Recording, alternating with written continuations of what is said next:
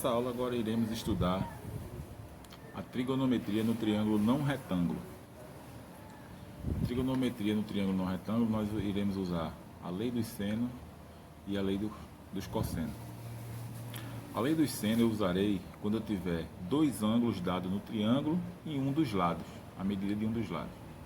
Já a lei dos cossenos eu usarei quando eu tiver a medida de dois lados e de um ângulo e preciso achar o outro lado ou o outro ângulo, certo? Começando pela lei dos cossenos no triângulo não retângulo, o esquema é o seguinte: você vai fazer a razão entre o lado do triângulo, no caso aqui eu estou mostrando o lado A, e o ângulo oposto. Então vai ficar o lado A sobre o seno do ângulo oposto a ele. Aqui é alfa, não é a letra A, é ângulo alfa. Então vai ficar A sobre o seno de alfa igual o lado B sobre o seno de beta igual o lado C sobre o seno de gama. Está aqui, ó. O lado A está sobre o seno de alfa. Por que alfa? Porque o alfa está de frente para ele,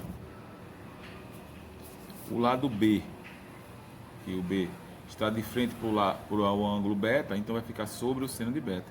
Está aqui, ó. Lado B sobre o seno de beta. O mesmo acontece com o lado C, que vai estar de frente para o ângulo gama. Então, C está para o seno de gama. Mas geralmente nós não iremos montar três razões, iremos precisar só de duas. Que nós vamos ter dois ângulos em um lado, e o outro a gente vai chamar de X, certo? Eu vou mostrar num exemplo agora. Eu tenho aqui o triângulo não retângulo, pode ver que eu tenho um ângulo de 45 e um ângulo de 60. Somando 60 e 45 dá 105. A soma dos ângulos internos de qualquer triângulo é igual a 180. Então, se eu tenho 60 com 45, 105, para 180 sobra 75. E 75 não foi dado na questão, fui eu que coloquei agora. Certo? Que, no caso, não seria nem necessário no momento. Mas se eu precisasse descobrir esse lado aqui, vamos supor que tivesse um lado aqui Y, e eu quisesse descobrir o Y, ele tinha que ficar de frente para o 75. Certo? Então, a questão pede para calcular X. Então, vê só, o lado X está de frente para 45. Então, o que é que eu vou fazer?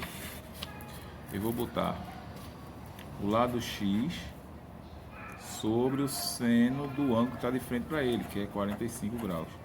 Vai ser igual ao lado 10, ó, sobre o seno do ângulo que está de frente para o lado 10, que é 60.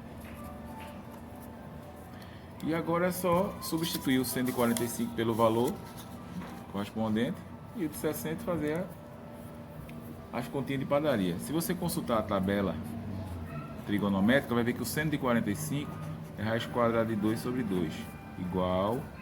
E o seno de 60, você consultando a tabela trigonométrica, você vai ver que é raiz quadrada de 3 sobre 2. Aqui tem várias maneiras da gente resolver, mas eu vou fazer proporção, vou multiplicar aqui cruzando. X vai multiplicar a raiz de 3 sobre 2 e 10 vai multiplicar a raiz de 2 sobre 2. Então vai ficar a raiz de 3 sobre 2 vezes o x é igual a 10 vezes raiz quadrada de 2 sobre 2.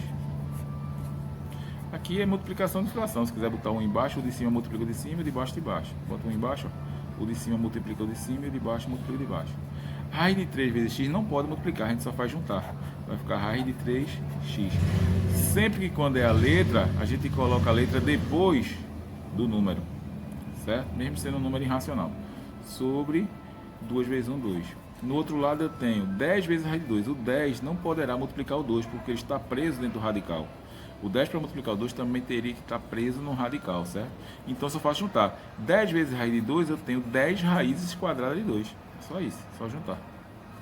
1 vezes 2, 2. Numa proporção, aqui é multiplicar cruzando novamente, mas antes de multiplicar cruzando, eu posso ganhar tempo, ó, cortar esse 2 com esse. Toda vez que eu tiver numa proporção e os denominadores forem iguais, a gente pode cortar, certo? Mas se eu não cortasse, como é que ficaria?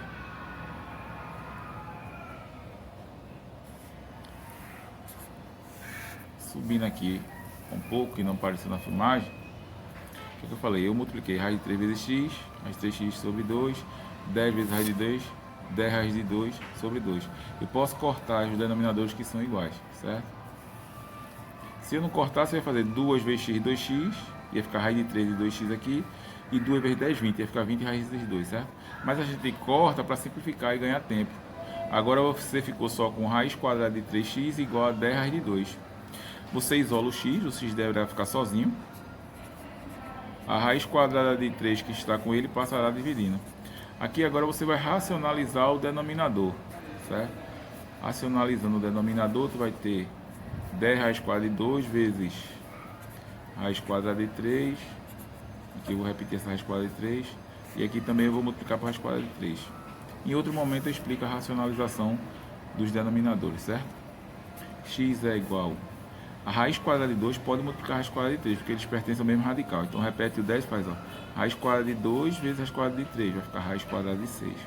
Sobre raiz quadrada de 3 vezes raiz quadrada de 3. Vai fazer 3 vezes 3, 9, raiz quadrada de 9 é 3. Para aqui, essa é a resposta do lado X.